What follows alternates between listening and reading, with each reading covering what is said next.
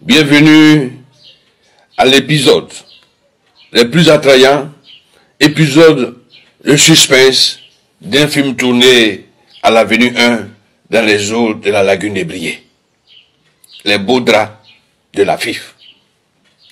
En prenant de manière cavalière une décision, outrepassant l'organe suprême, l'Assemblée générale, notre FIF, ouvre grandement une porte sur une énième crise dans le football ivoirien. On se pose la question, la fédération a-t-elle besoin d'une telle crise pour fonctionner? Je ne pense pas. Chers amis, une fois de plus, bonsoir. J'espère que vous allez bien. Je vous reviens avec cette histoire. Les fautes qu'a commis dans la FIF, la Fédération ivoirienne de football. HRSAM nous cite dans ces fautes-là. J'aimerais que vous suivez. Vous me dites qu'en pensez-vous? Est-ce qu'à la fin, le président de la FIF devrait-il être, destitué ou bien au profit de Didier Drogba? Est-ce que Didier Drogba pourra diriger cette instance, amener bien les opérations, n'est-ce pas, pour la Fédération ivoirienne de football? Ou bien faut-il donc continuer à donner confiance à l'actuel président de la FIF? Suivons donc les fautes commises par la Fédération ivoirienne de football, citée par M. Nguessa. Ce club inconnu du monde sportif va créer la sensation en Ligue 2, se permettant même de quitter l'aire de jeu avant la fin du match, protestant une décision de l'arbitre et plus tard bénéficier de la clémence de la commission de discipline de voir son match reprogrammé. C'est à partir de cet instant que le phénomène Isca est né. L'enfant gâté devient même capricieux. Le voici devant le tribunal arbitral de sport, le TAS, le dernier escalier de l'appareil du football et du sport, sans même passer par les instances compétentes, nos différentes commissions, la Confédération africaine de football. Isca a eu les moyens et le culot d'aller devant le TAS. Bingo, la décision qui tombe lui est favorable. Cette décision prend à contre-pied la Fédération ivoirienne de football, qui n'a pas vu venir le coupérer.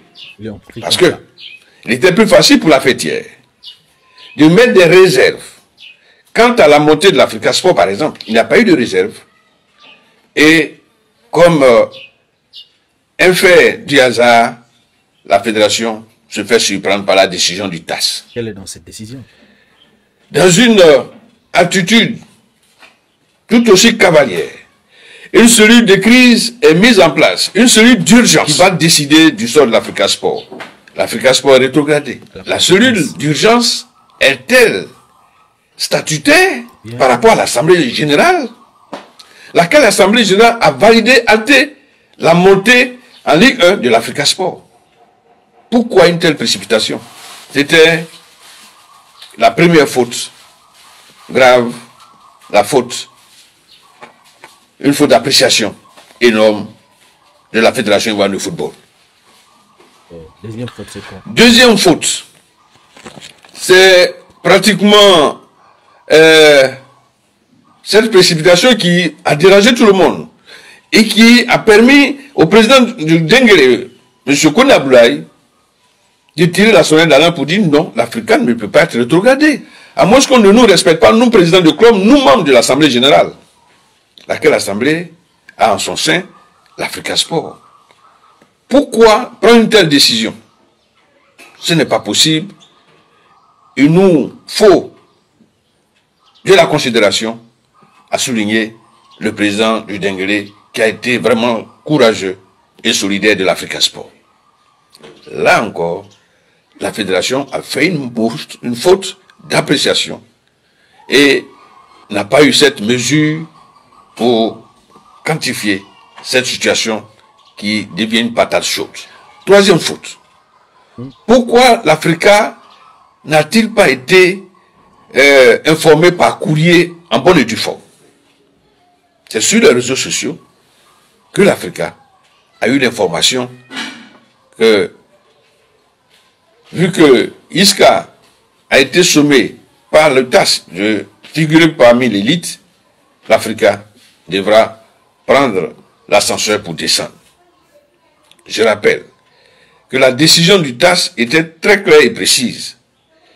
Intégration de ISCA, demander à la fédération de statuer sur la participation de l'Africa Sport qui est déjà montée, selon la fédération, selon tout ce qui entourait cette montée, vente de licence à l'Africa Sport, papier réglé au niveau de la Confédération africaine de football, dont les licences, participation avec les frais au bénéfice de l'Africa Sport, tout a été donné. Pour ce faire, le TAS ne voulait pas s'inviter à ce débat, demande donc à la fédération de faciliter l'intégration. Donc, par l'intégration, là... Alors, chers amis, nous continuons la suite avec les fautes, parce qu'il a cité jusqu'à 7 fautes qu'a commises la Fédération ivoirienne de football. Par l'intégration, la montée de l'Africa Sport. Malgré tout cela, la Fédération a dit non. Selon la cellule d'urgence, c'est l'Africa qui doit descendre. Quatrième faute, c'est vouloir refuser d'aller à 18 clubs. Qu'est-ce qu'il coûte à la Fédération d'aller à 18 clubs? Surtout que les 2 clubs qui vont venir ne coûteront que 200 millions. On le sait. La Fédération vient de bénéficier d'un soutien énorme de la Confédération africaine de football. Plus de 7 milliards. Donc il y a de l'argent. Pourquoi ne pas sortir de ces 7 milliards, 200 millions, pour intégrer 2 nouveaux clubs, pour passer à 18 clubs et faire le championnat, quitte à revenir lors d'une assemblée générale. On a relevé un point ici, il parle beaucoup d'argent que la Fédération ivoirienne de football a reçu au niveau de la Confédération africaine de football.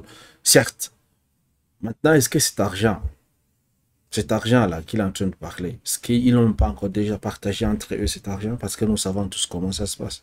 Vont-ils donc prendre cet argent pour utiliser dans le bon sens?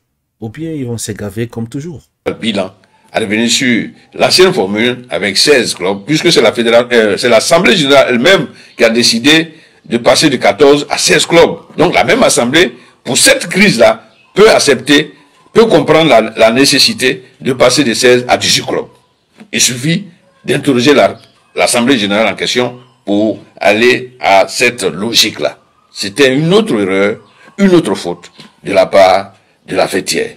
5e faute, c'est ce scénario qui s'est passé en 24 heures chrono devant Diab Bauer. Diab Bauer, c'est le président de la Confédération africaine de football. Tous étaient là. Tous les grands patrons de la Confédération étaient là quand cette histoire ISCA-FIF est tombée.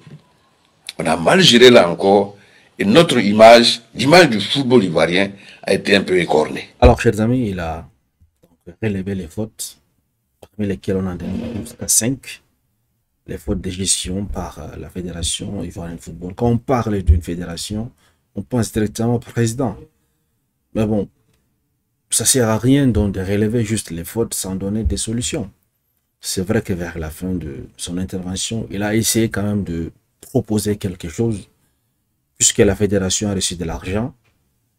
Pourquoi ne pas faire passer les clubs de 16 à 18, donc ajouter 2 clubs au fait? La raison est simple.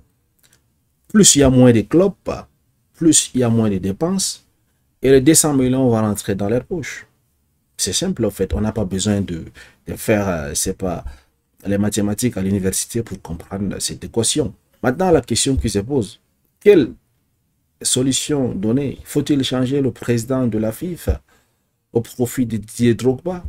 Est-ce que si Didier Drogba était à la place du président de la FIFA actuelle, est-ce qu'il allait faire les choses autrement? J'aimerais vous lire en commentaire.